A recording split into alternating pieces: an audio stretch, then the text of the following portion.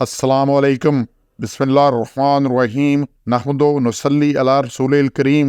سورہ المومنون کے 8 مرکزی موضوعات میں سے ہمارا پہلا مرکزی موضوع اللہ تعالیٰ ہے۔ اس کے 2 حصے ہیں۔ پہلے حصہ کے 3 ضمنی موضوعات ہیں، جس میں سے پہلا ہے تخلیقات۔ آیت نمبر 14 میں سے ہے جی اللہ تعالیٰ بابرکت ہے، احسن خالقین ہے، اور پھر اسی میں 17 میں ہے کہ ستارے کے گھومنے کے لیے 7 راستے بنائے، اور پھر 17 میں یہ کہ ہر انسان اور ہر چیز کی پیدائش سے مکمل اسے آگاہی ہے، کسی سے غافل نہیں۔ اس سے پہلے آیت 12 میں آ رہا ہے کہ وَلَقَدْ خَلَقْنَا الْإِنسَانَ مِنْ صُلَالَةٍ مِنْ طِينٍ، ہم نے انسان کو پیدا کیا چنی ہوئی مٹی سے، ایک مٹی سے پیدا کیا۔ اور جب پیدا کیا تو کیسا کیا؟ یہ سورہ 95 ہے، اس کی آیت 4 میں لَقَدْ خَلَقْنَا الْإِنسَانَ فِي أَحْسَنِ تَقْوِيمٍ، ہم نے انسان کو بہترین اندازے پہ پیدا کیا، اسے بہترین شکل و صورت دی، بہترین ساخت دی۔ اور کیوں پیدا کیا؟ وَمَا خَلَقْتَ الْجِنَّ وَالْإِنسَ إِلَّا لِيَعْبُدُونِ، ہم نے انسان اور جن پیدا ہی اس لیے کیے ہیں کہ وہ اللہ کی عبادت کریں۔ پیدا کس سے کیا؟ اللہ نے بتایا مٹی سے، بہترین پیدا کیا، اور کس لیے؟ عبادت کے لیے پیدا کیا۔ لیکن انسان کا مسئلہ کیا ہے؟ یہ 37 نمبر سورت کی 125 آیت میں اللہ نے کہا ہے کہ انسان بجائے اللہ کی عبادت کرنے کے اوروں کے آگے جھکتا ہے، ان کی عبادت کرتا ہے اور ڈھونڈتا ہے کوئی نہ کوئی چیز، کہیں نہ کوئی آسرا، کوئی نہ کوئی چیز، اللہ کی بجائے غیر اللہ کی طرف لپکتا ہے۔ تو یہ بڑا مسئلہ ہے۔ تو اللہ بابرکت بھی ہے، اور فتبارک اللہ برکت والا ہے، احسن الخالقین، اور بہترین پیدا کرنے والا ہے۔ اور پھر پیدا کر کے بھول نہیں گیا۔ یہ 17 نمبر وما کنا عن الخلق غافلین، اپنی جتنی بھی تخلیقات کی ہیں ان سے غافل نہیں ہے، چھوڑ نہیں ہے ان کو۔ مخلوق کی مسلسل نگہداشت ہوتی ہے، اور کائنات کا نظام اتنا مربوط اور منظم ہے کہ ذرہ بر بھی ادھر سے ادھر نہیں ہوتا، کوئی فرق نہیں آتا۔ اور یہ سارا انسان کی ہدایت کی ضرورت پوری کرنے کے لیے اللہ نے انبیاء اور کتب نازل کی، یہ سارا کچھ کیا ہے۔ تو اللہ کسی سے غافل نہیں۔ یہاں کسی کو نہیں پتہ ہوتا، سو جائیں تو ہمیں نہیں پتہ ہوتا، باقی کسی چیز کا نہیں پتہ ہوتا، جب ہماری دلچسپی ختم ہو جاتی ہے ہمیں نہیں پتہ ہوتا۔ یہ اسی طرح ہے۔ اور اللہ وہ ہے بالکل غافل نہیں ہے، نہ اسے اونگ آتی ہے، نہ نیند آتی ہے، اور ہر دم ہر چیز کا اسے پتہ ہے۔ پھر اسی میں بھی یہ دوسرا نقطہ ہے، 17 میں سے ستاروں کے گھومنے کے 7 راستے بنائے۔ اور جتنے سارے ہیں سیارے ہیں، سارے اپنے اپنے محفل میں گردش کر رہے ہیں، ان کے کئی راستے ہیں، ہر ایک کا اپنا ہے۔ تو اللہ نے یہ 7 راستے ہم ذکر کیا ہے، یہ مین راستے ہوں گے جو 7 راستے اللہ نے بنائے، 7 ان کی بڑی گردشیں ہوں گی۔ پر اس کے بعد جی چوتھا نقطہ ہے کہ زندگی قائم رکھنے کے لیے پانی، بارش، برف باری سے برسایا۔ اب زندگی کی ضرورت پانی ہے، پانی سے زندگی ہے۔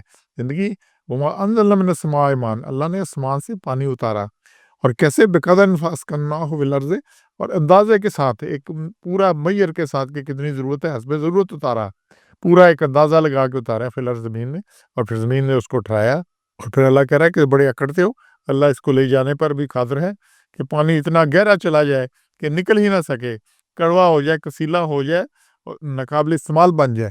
آدمی سمندر میں جب ہوتا ہے، کوئی کشتی، کچھ جہاز وغیرہ کو ہو جائے، پھر کسی کشتی تختے پہ ہوتا ہے تو چار اندر پانی ہوتا ہے، لیکن پینے کو ایک گھونٹ نہیں ہوتا، کیونکہ سمندر کا پانی وہ پی نہیں سکتا۔ تو یہ پانی ایسا اللہ نے انتظام کیا کہ، اور پھر پانی کے لیے اللہ نے کیا کیا؟ اس کے لیے اس نے بارش برسائی، اس نے سماء ماء، آسمان سے پانی اتارا۔ تو آسمان سے کیسے پانی اتارا؟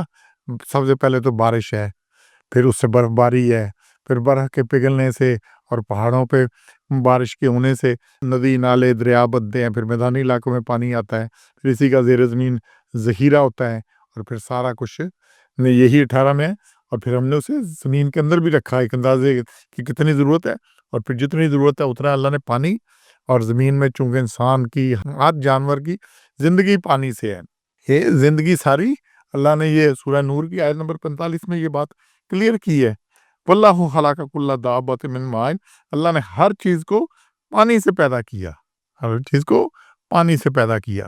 اور پھر سورہ فرقان 25 نمبر اس کی آیت 54 میں کہ اللہ نے خلق من ماء، پانی سے آدمی کو بنایا، اور پھر اسی سے اس کے رشتے بنائے، اور باقی سارا کچھ کیا۔ تو پانی، اب زندگی کی ضرورت پانی ہے، ہوا، پانی، یہ نہ ہو تو آدمی سانس لیے بغیر نہیں گزر سکتا، کھانا کھائے بغیر کئی دن گزر سکتے ہیں، لیکن پانی سے پہلے ڈی ہائیڈریشن ہوتی ہے۔ تو پھر انسان کی ضرورت تھی پانی، ہر جانور کی ضرورت تھی پانی۔ تو زمین میں اللہ نے 3/4 پانی کا ذخیرہ کر دیا، اور وہ سارے سمندر اسی سے بھرے پڑے ہیں۔ پھر ان کو بخارات اڑا کے بادل بنائے، اور بادل پھر خشک علاقے میں آئے، میدانی علاقوں میں آئے، پہاڑوں پر گئے، وہاں بارشیں ہوئیں، برف باریاں ہوئیں، تو پھر یہ سارا کچھ اللہ نے انتظام کیا کس لیے؟ تاکہ انسان کی زندگی قائم رہے، اور اسی کے زندگی کے قائم رہنے سے یہ سارا سلسلہ چل رہا ہے۔ اور مخلوقات کی ضرورت کے مطابق زمین کے اندر پانی ذخیرہ کیا اور آسمان سے پانی اتارا، نہ اتنا زیادہ ہے کہ مخلوق ڈوب کر مر جائے، اور نہ اتنا کم ہے کہ مخلوق قید میں مبتلا ہو جائے، اللہ کہ یہ عذاب الہی ہو۔ جب عذاب الہی آتا ہے تو یہ پانی سب کو لے ڈوبتا ہے، لے بہاتا ہے، کتنے بڑے بڑے پل بہ جاتے ہیں، باقی سارا کچھ آ جاتا ہے، سونامی آ جائے تو کتنے شہر کے شہر تباہ ہو جاتے ہیں، باقی بھی نہ ہو تو قحط سے تو یہ انسان کی بدعمالیوں کا نتیجہ ہے۔ تو یہ اللہ نے اس میں 4 پوائنٹ ڈسکس کر لیے ہیں۔ سبحان ربک رب العزت عما یصفون وسلام علی المرسلین والحمد للہ رب العالمین۔